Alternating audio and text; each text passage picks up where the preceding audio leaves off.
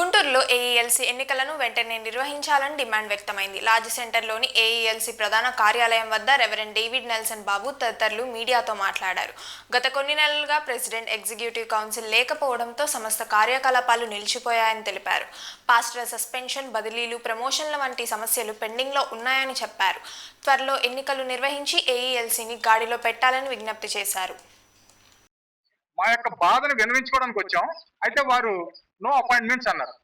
కానీ మేము దీన్ని ఫర్దర్గా మా 6 సీనియర్స్ 4 రాష్ట్రాల్లో ఉన్న 6 సీనియర్స్ నుంచి కూడా మా సంఘస్థులు అందరూ రావడానికి రెడీగా ఉన్నారు.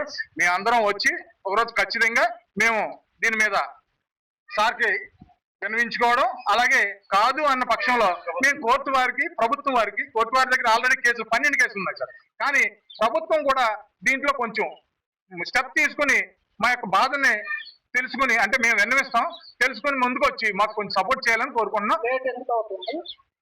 ఏది సార్ మించి ఇంత సార్ 6 నెలలు అన్నారు, 9 నెలలకు మించి మా సీటు ఖాళీగా ఉండడానికి లేదు. ఇది ఒక పాస్టర్ బేస్డ్ రాజ్యాంగం అండి. పాస్టర్ గారు మాత్రమే ఆ సీట్లో కూర్చోవాలి సార్. లేమ్యాన్ కూర్చోవడానికి ఎలాంటి అధికారం లేదండి. సో అలాంటి ఈ రాజ్యాంగంలో లేమ్యాన్ కూర్చుని వాళ్ళు కాలయాపన చేస్తూ 7 మ్యాన్ కమిటీ అని మా నెల్సన్ బాబు గారు మాట్లాడారండి, మా సీనియర్ పాస్టర్. 7 మ్యాన్ కమిటీని రాజ్యాంగ పరిధిలో దాన్ని ఆథరైజ్ చేయడానికి వాళ్ళు హైకోర్టులో వేశారు సార్. అయితే హైకోర్టు వారు తిరస్కరించారు. ఇలాంటి రాజ్యాంగాన్ని మార్చడానికి ఎలాంటి హక్కులు లేవు, ఆధారాలు లేవు, మీరు చేయడానికి వీల్లేదన్నారు. అందులో నేను ఇంప్లీడ్ అవ్వడం జరిగింది. ఇలా 12 కేసులు ఇన్ని ఉండగా వీళ్ళు ఏ విధంగానూ కేర్ చేయకుండా వాళ్ళు ఇష్టంగా ఒంటెద్దు పోకూడతాం నేనే రాజు నేనే మంత్రి అనే విధానంతో వాళ్ళు వెళ్తున్నారు సార్. ఇదే విధానం కొనసాగితే మరి మా ఓర్పుని మా సహనాన్ని వారు పరిశీలిస్తున్నారు. సో మా సంఘస్థులు అందరం కలిసి మేము ఖచ్చితంగా ఒక రోజు వచ్చి మేము అందరికి విన్నవించుకుంటాం. అలాగే గవర్నమెంట్ కూడా మా నిరసన తెలుపుతాం. కాబట్టి ఎన్నికల నిమిత్తం కంట్రోలర్ గారు నియమించిన అసంబద్ధ సభ్య కమిటీ 7 మెంబర్ కమిటీ వేశారు. ఆ కమిటీలో ఎవరికి కూడా ఎలక్షన్స్ పిసిసి స్థాయిలో అంటే కింద స్థాయిలో 3వ స్థాయిలో పిసిసి ఎలక్షన్స్ కండక్ట్ చేసినటువంటి అనుభవం లేదు వారికి. అలాంటి వారిని మెంబర్స్ గా వేసుకుని నాకు అర్థం కాలేదు నాకు. కాబట్టి ఆ యొక్క అసంబద్ధమైనటువంటి సభ్య కమిటీని తక్షణమే రద్దు చేయాలని చెప్పేసి నేను డిమాండ్ చేస్తున్నాము. తర్వాత ప్రతి సెనెడ్ 6 సెనెడ్స్ ఉంటాయి. మా ఏఎల్సీ మొత్తం 4 జిల్లాలో ఉన్న ఏఎల్సీ 4 రాష్ట్రాలు ఉన్నటువంటి ఈ యొక్క ఏఎల్సీకి 6 సెనెడ్స్ ఉన్నాయి.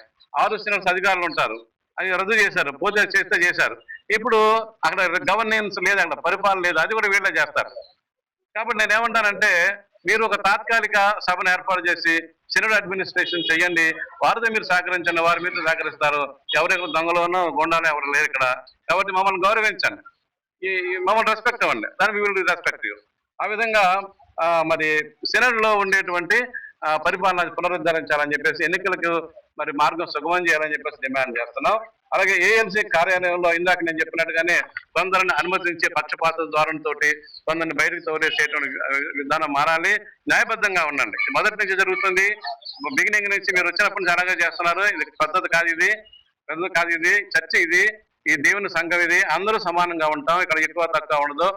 పై కులస్తులు లో కులస్తులు అనేవి ఉండదు, అందరూ సమానంగా. కాబట్టి మీరు అందరినీ సమానంగా అలౌ చేయాలని చెప్పేసి కోరుతున్నాము, డిమాండ్ చేస్తున్నాము. ఏఎల్సీ కార్యాలయం తీసుకునే నిర్ణయాలు ఏమవుతుందంటే అంతకుముందు ప్రెసిడెంట్స్ లెటర్ అని వస్తుందండి. ప్రతి నెల మాకు ఆ ప్రెసిడెంట్ లెటర్ లో ఏం చేయబోతున్నాడో, ఏం చేశాడో సంఘాధ్యక్షులు లేక అని చెప్పేసి వచ్చి టెంటేటివ్ లో దాన్ని ప్రచురణ చేయడం జరుగుతుంది. మాకు అలవాటు అది. మీరు వచ్చాక అసలు అలాంటి ఏం లేదు, ఏం జరుగుతుందో మాకు తెలియకూడదు అనమాట. ప్రజలకు తెలియకుండా ఉంది. ఆ సందర్భంలో నేను డిమాండ్ చేసేది ఏంటంటే పారదర్శకతతో మీరు చేసే కార్యకలాపాలు నెల మీరు ఎక్కడ ప్రకటిస్తారో ప్రకటించండి. ఆ విధంగా ప్రజలకి పాస్టర్లకి తెలియజేయాలని చెప్పేసి డిమాండ్ చేస్తా ఉన్నాం. 10వ డిమాండ్ ఏంటంటే సంఘ ఆస్తుల్లో మరి మేము కొన్ని పోరాటాలు చేశాం. సంఘ ఆస్తులు అన్యాక్రాంతం అవుతున్నాం అని చెప్పేసి నారాయణలో 6-7 కేసులు వేసాం. మేము చాలా డబ్బులు ఖర్చు పెట్టాం, రిస్క్ ఎదుర్కొన్నాం, మేము కూడా కేసులు ఎదుర్కొన్నాం. ఇలాంటి సమయంలో ఈ సంఘ ఆస్తుల్లో అక్రమంగా ఇంకా ఉంటున్నారు. కొందరు కేసులు వేసాక వాళ్ళ కేసులు ఓడిపోయి కూడా ఉంటున్నారు మా సంఘ ఆస్తుల్లో. వాళ్ళని మేమేమనుకున్నామంటే జడ్జీలు కదా వీళ్ళు కదిలించేస్తారులే అని ఆశపడ్డాం. కానీ వీళ్ళు ఏం చేయట్లా. అలాగే అక్రమంగా ఉన్న పాస్టర్ గారు, ఆర్డర్ లేకుండా కూడా పాస్టర్ గారు ఉంటాడు, వీళ్ళు ఏం చేయాలి, వాళ్ళకి ఇష్టమైతే ఏమీ చేయరు. కాబట్టి అలాంటి పరిస్థితులు తొలగించి క్రమబద్ధం చేసి సంఘ ఆస్తుల్లో ఎవరైతే అక్రమంగా ఉన్నారో వాళ్ళని వెంటనే మరి బయటికి పంపించే చర్యలు తీసుకోవాలని చెప్పేసి ఈ సభాపూర్వకంగా మేము డిమాండ్ చేస్తున్నాం. Thank you. మీడియా మిత్రులకు వందనాలు సార్. ప్రభు నామంలో మీ అందరికీ శుభం తెలియజేస్తున్నాము. నేను నా పేరు పెన్న రత్నకుమార్, నార్త్ ప్యారిస్ సంఘ సభ్యుల్ని. నార్త్ ప్యారిస్ అంటే ఏఎల్సి సంఘానికి 6 సినడ్లలో ఒక వెన్నెముక లాంటిది. మన అమెరికాకి వైట్ హౌస్ ఎలాగో అలాంటి సంఘం అండి. అలాంటి సంఘంలో గత 9 నెలల క్రితం పిసిసి ఎలక్షన్స్ జరిగినాయి. అది గౌరవనీయులు మన కురియన్ జోసెఫ్ గారి ఆధ్వర్యంలో మన ఇక్కడ ఉన్నటువంటి కంట్రోలర్స్ అయినటువంటి జోసెఫ్ గారు, అదేవిధంగా జేసురత్న కుమార్ గారి ఆధ్వర్యంలో జరిగినాయి. వారు ఇచ్చిన ఆదేశాల మేరకే ఇచ్చారండి. అయితే అదే విధంగా ఆ ఎలక్షన్స్ జరిపిన కారణం ఏంటంటే పిసిసి ఎలక్షన్స్ ఫామ్ చేసి పిసిసిని ఇన్స్టాల్ చేసి సంఘాన్ని అదేవిధంగా సంఘ అభివృద్ధిని పాల్గొనడానికి జరిపించారండి. ఈ యొక్క గుంటూరు సినడ్ లో మా నార్త్ ప్యారిస్కి సంబంధించి 17 వార్డులు ఉండగా 17 వార్డుల్లో 17 వార్డులకి ఈ పిసిసి ఎలక్షన్స్ జరిపించారండి. అందులో ఒక వర్గం వారు అయినటువంటి ఈ వ్యతిరేక వర్గానికి జేసురత్న కుమార్ గారు అదేవిధంగా జోసెఫ్ గారు వారికి సహకరిస్తున్నారు. ఎందుకంటే ఆ 17 సభ్యుల్లో 14 మంది ఫేక్ ఎస్డిఎన్స్ తీసుకొచ్చి వాళ్ళు సబ్మిట్ చేశారు. వాళ్ళని గౌరవైనటువంటి రైట్ రెవరెండ్ బిషప్ బాబురావు గారు దాన్ని తిరస్కరించడం జరిగింది. ఆ ఎస్డిఎన్ అర్హతని కూడా వీరు స్వయంగా వారికి ఉన్న డేటా నుంచే తీసి ఇవ్వడం జరిగింది.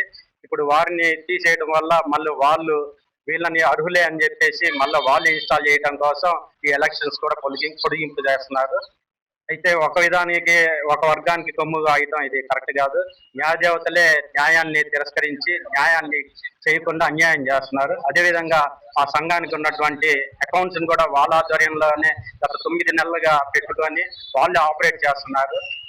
దేనికి సంబంధించిన కానీ వారు ఏకగ్రీవంగానే ఒక వర్గానికే కొమ్ముగా వస్తూ ఈ టోటల్ ఏఈఎల్సీనే పరిస్థితి చేస్తున్నారు.